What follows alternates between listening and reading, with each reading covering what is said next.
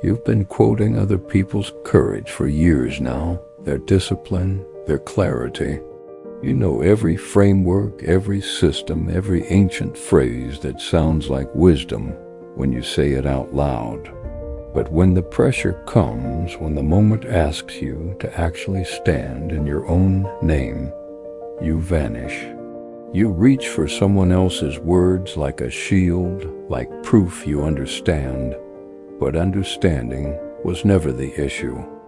The issue is that you've never once spoken from the center of your own life. You've been a librarian of other people's truths, carefully organizing quotes you'll never embody, saving highlight reels of transformation you'll never live. And the worst part, you know it? You feel it every time you open your mouth and hear someone else's voice come out. There is a particular kind of intellectual cowardice that hides behind erudition. It sounds like wisdom. It presents itself as humility. I'm just sharing what the greats said, but underneath it's fear. Fear of being wrong in your own name. Fear of taking a position that can't be blamed on Epictetus or Marcus Aurelius or some dead philosopher who can't defend himself from your misuse of his words. Seneca saw this clearly. He watched students memorize his letters, repeat his phrases, treat philosophy like a performance of knowing rather than a practice of becoming. And he was direct about it. For how long will you be compelled by the claims of another? How long will you let someone else's notebook be the only evidence of your intellectual life? This wasn't about rejecting teachers. It wasn't about arrogance or pretending you don't need guidance. It was about the moment when learning must become living. The moment when you stop being a vessel for other people's insights and start generating your own, not because your insights are better, not because you've transcended the need for wisdom, but because a life lived entirely in quotation marks isn't a life, it's a footnote. You know this intellectually. You've probably even quoted Seneca on this exact point. But intellectually knowing and actually doing are separated by a distance most people never cross. That distance is filled with safety, with the comfort of never being fully responsible for what you say, because you can always point to the source. I'm just repeating what Zeno said, but Zeno is dead. And his words, however true, were born from his life, his failures, his context, his unique confrontation with existence. When you repeat them without that confrontation, you're not transmitting wisdom, you're performing it. And everyone can feel the difference. Caleb is standing in a bookstore, not one of the clean, algorithmic ones with bestseller tables and coffee stations. This one is older, narrow aisles, uneven shelves, the kind of place where books lean against each other, like they've been waiting years for someone to pull them free. The air smells like paper and dust, and the faint metallic tang of old heating vents that rattle every few minutes. He's in the philosophy section. His hand is on the spine of a book he's read 3 times, Meditations. The cover is worn smooth where his thumb always rests. He's not here to buy it again. He's here because this aisle feels like the only place where his thoughts don't sound ridiculous, where the gap between what he knows and what he does doesn't feel so obscene. Behind him, 2 people are talking, mid-20s. One of them is holding a book with a minimalist cover, some modern repackaging of Stoic principles, with a title like "The Obstacle is You or Calm in Chaos." The other is nodding, saying something about how this philosophy changed his perspective. Caleb doesn't turn around, but he listens. It's like Marcus Aurelius said, "You have power over your mind, not outside events." That's the whole thing, right? That's what I'm trying to practice. The other person agrees. They talk about journaling, about morning routines, about how Stoicism is a framework for resilience, and the words are fine, accurate even, but there's something hollow in the way they're delivered, like lines from a script, like they're auditioning for the role of someone who's figured it out. Caleb's jaw tightens, not because they're wrong, but because he recognizes himself in them. The way he talks about discipline when he's been skipping the gym for 2 weeks. The way he quotes Seneca on emotional control while nursing resentment from a conversation 3 days ago. The way he uses philosophy as a costume, something he puts on to feel serious, to feel like he's moving forward, when really he's just standing still in increasingly sophisticated language. The two people leave. The aisle is quiet again. Caleb pulls the book off the shelf, flips it open to a random page, reads a line he's read 100 times, and for the first time it doesn't land. It just sits there on the page, inert. A sentence, ink, someone else's thought from 2,000 years ago. He closes the book, puts it back, and the question he's been avoiding for months finally surfaces, clear and cold. What do I actually believe? Not what does Marcus believe? Not what would Epictetus say? Not what framework am I supposed to apply? What do I know to be true from my own life that I could defend in my own words? The silence in the aisle gets heavier, because the answer is almost nothing. Caleb leaves the bookstore without buying anything.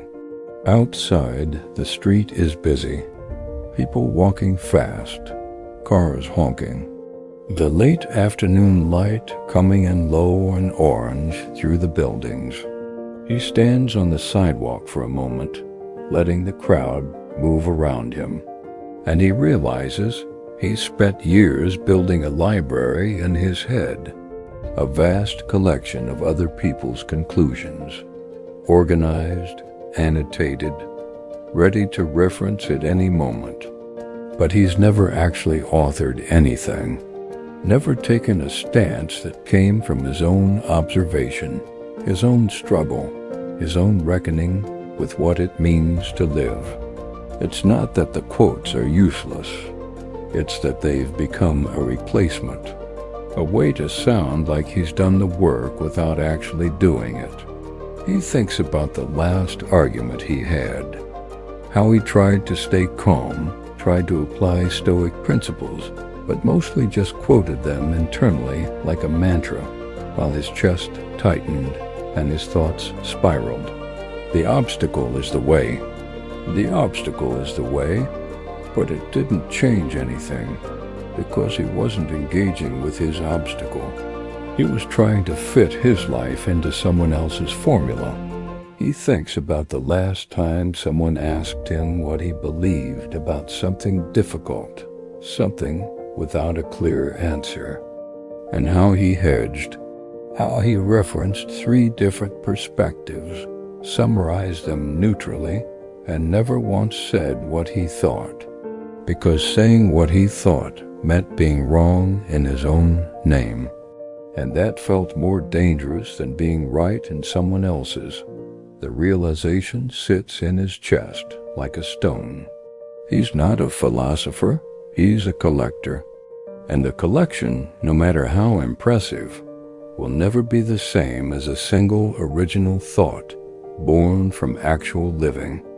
Caleb starts walking, not toward anything, just away from the bookstore, away from the aisle, away from the performance.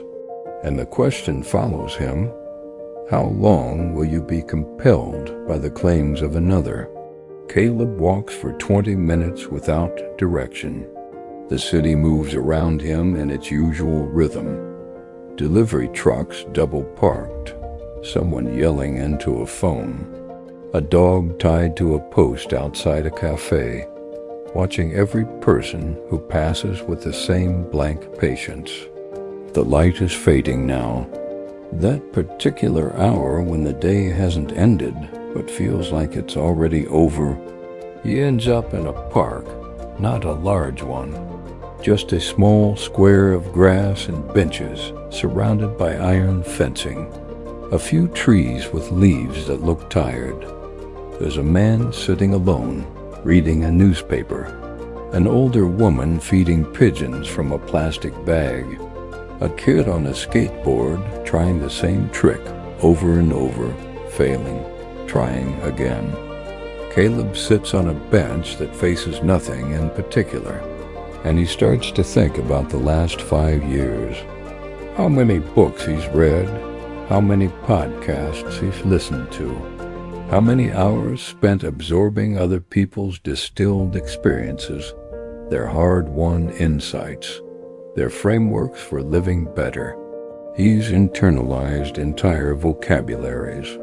He can talk about Stoicism, Buddhism, existentialism, cognitive behavioral therapy. He can reference studies. He can sound informed, thoughtful, balanced. But when he looks at his actual life, the decisions he's made, the relationships he's maintained, the way he spends his time, there's almost no correlation. He still avoids difficult conversations, still procrastinates on things that matter, still feels small when criticized, still reaches for distraction the moment discomfort appears. The philosophy he's accumulated hasn't penetrated. It's stayed on the surface, decorative, a way to feel like he's evolving without actually changing. And the worst part is how subtle the self-deception has been, because he's doing things. He's reading, he's journaling, he's listening to the right voices. He's engaging with ideas that are supposed to make people better. So it feels like progress. It feels like he's on a path. But the path has been circular. He's been walking the same small loop for years, just with increasingly sophisticated language to describe it. The man with the newspaper folds it, stands and leaves. The woman runs out of seeds and the pigeons scatter. The kid finally lands the trick, rides away without celebration. Caleb stays. There's a particular shame that comes with realizing you've been lying to yourself about your own growth. Not the shame of failure. That's simple. That's just falling short of a goal. This is different. This is the shame of pretending, of constructing an entire identity around intellectual engagement while refusing to actually engage, of using wisdom as a buffer against life instead of a tool for living it. Caleb thinks about a conversation from 2 months ago. A friend had asked him for advice. Real advice, not philosophical personal. The friend was stuck in a job that was draining him, a relationship that felt stagnant, a life that seemed to be narrowing instead of opening. And he wanted to know what Caleb thought. Not what Marcus Aurelius thought. Not what the Stoics would say. What Caleb thought. And Caleb had frozen. He'd started with a question. Well, what do you think the Stoics would tell you? As if that was helpful. As if his friend had come to him for a lecture. Then he'd referenced a book, a podcast episode, a framework for decision-making he'd heard about but never actually used. He'd talked for 10 minutes and said absolutely nothing. His friend had nodded, thanked him, changed the subject. And Caleb had felt it immediately, the knowledge that he'd just performed the appearance of wisdom without offering anything real, that he'd hidden behind other people's authority because he didn't trust his own. The memory sits in his chest now, heavy and specific, because it wasn't an isolated incident, it was a pattern. Every time someone asked him what he believed, he deflected. Every time life demanded a clear position, he hedged. Every time he had the opportunity to speak from the center of his own experience, he quoted someone else instead. And the cost of this, he's starting to see it now, is that he's become a stranger to himself. He doesn't know what he thinks. Not really, because he's never practiced thinking his own thoughts all the way through. He's never sat with an idea long enough to let it become his. He's never taken a stance and lived with the consequences of being wrong. He's just been a conduit, a repeater, a very well-read echo. The park is almost empty now. The street lights flicker on, that pale yellow glow that makes everything look slightly unreal. Caleb is still on the bench. His phone has buzzed twice. He hasn't checked it. He's thinking about what Seneca actually meant. Not the surface reading, not the motivational interpretation. The real thing underneath. Take charge and make your own claim something that posterity will carry in its notebook. It wasn't about being original for the sake of originality. It wasn't about rejecting the wisdom of others. It was about the moment when accumulation has to stop and generation has to begin. When you've learned enough that continuing to learn becomes a way of avoiding the harder task. Living in a way that produces knowledge of your own. Because wisdom doesn't come from reading about discipline. It comes from the day you finally stop hitting snooze and feel the difference in your body, in your clarity, in your self-respect. It doesn't come from memorizing Stoic maxims about emotional control. It comes from the moment you stayed calm during an argument that used to destroy you, and you realize you've changed, and that change is yours, not borrowed.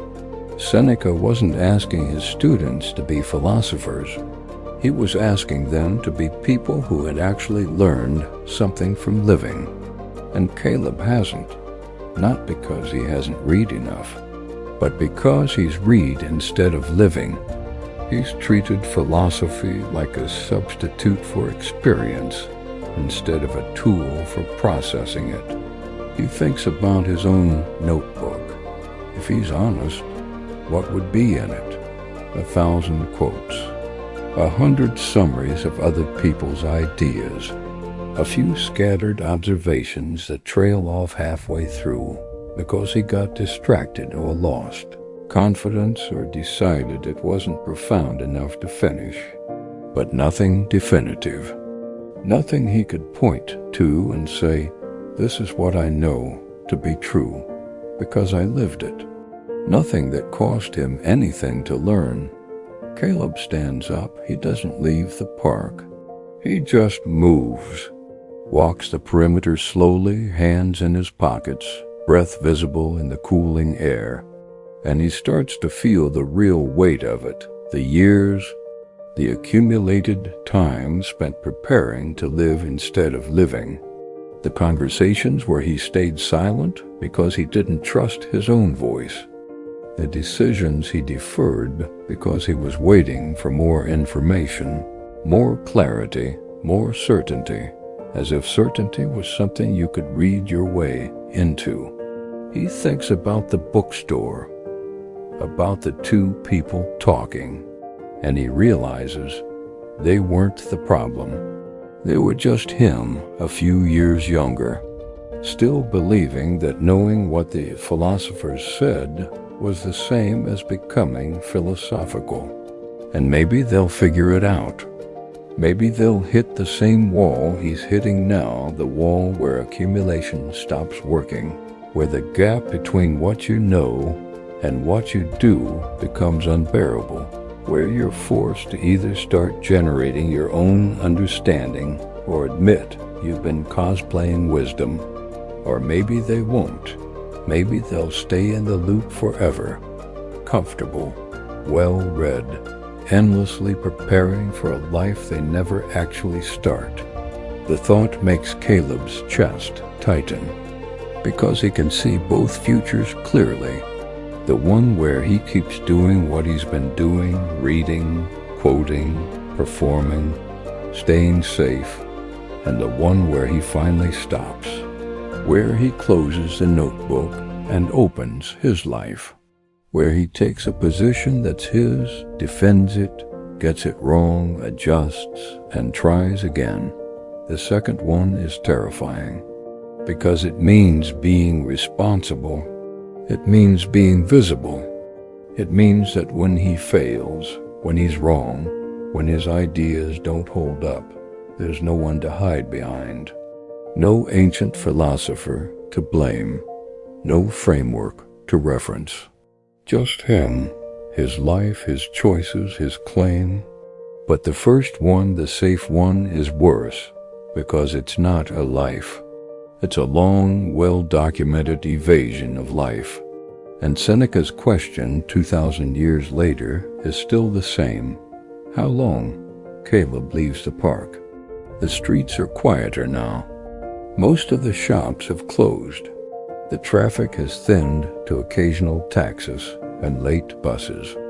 The air is cold enough that he can feel it in his lungs when he breathes deep.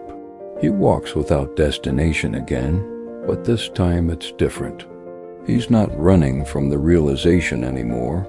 He's carrying it, letting it settle into his body, his rhythm, his sense of what comes next. And somewhere between the park and wherever he's going, something shifts. It's not dramatic.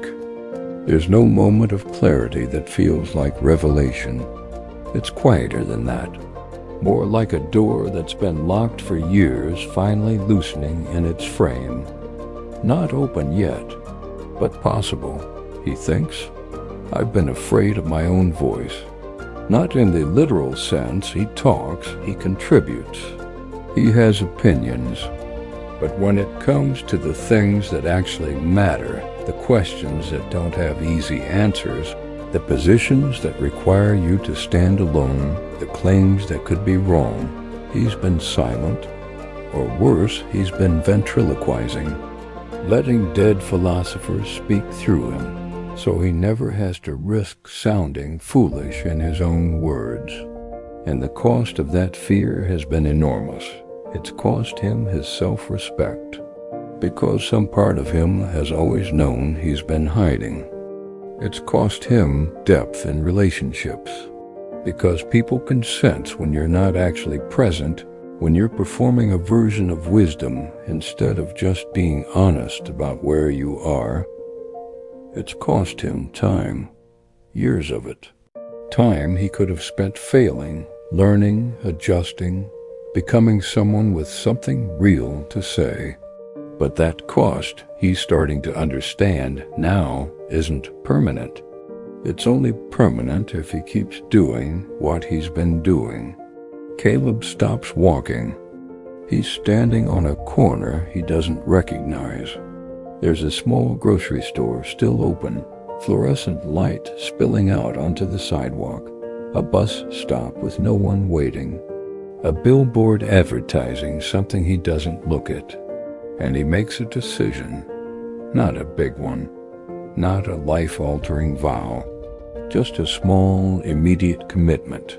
The next time someone asks him what he thinks, really thinks, he's going to answer in his own words, without referencing a framework, without hedging, without performing.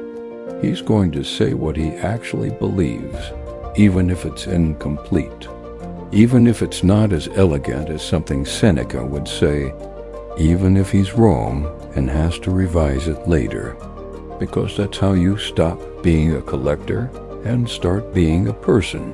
You speak, you claim something, you let it be tested by reality, you adjust, you speak again. And slowly, over time, the accumulation of those small acts of honesty becomes something larger, a perspective, a voice, a way of moving through the world that's yours, not borrowed.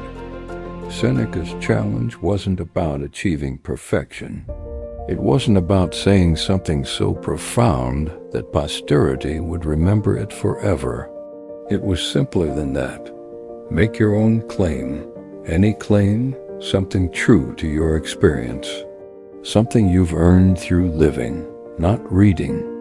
Something that even if it's small, even if it's just a single observation about how the world works based on what you've actually seen, it's yours.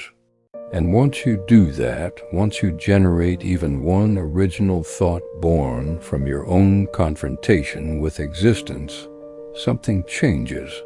Because you're no longer just consuming wisdom, you're participating in it.